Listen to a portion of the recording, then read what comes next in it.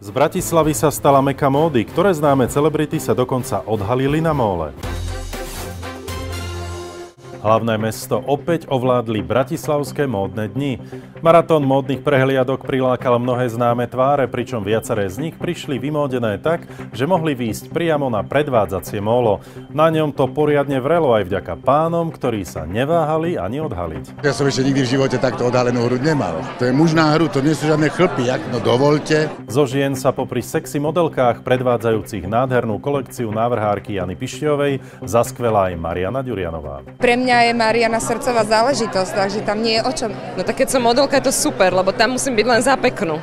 Hej, že v podstate tam nemusím nič hovoriť, žiadna zodpovednosť, len prejsť sa pekne po tom mole a nejakým spôsobom tým predať ten model. Ale tým nechcem samozrejme zľahčovať túto úlohu modelky, lebo je iné prejsť sa po mole a prejsť sa po mole, že? Ja som to bola nadšená. Pre mňa to je väčšie terno, ako keby som zavolala momentálne po toľkých opakovaniach niektorú známu supermodelku.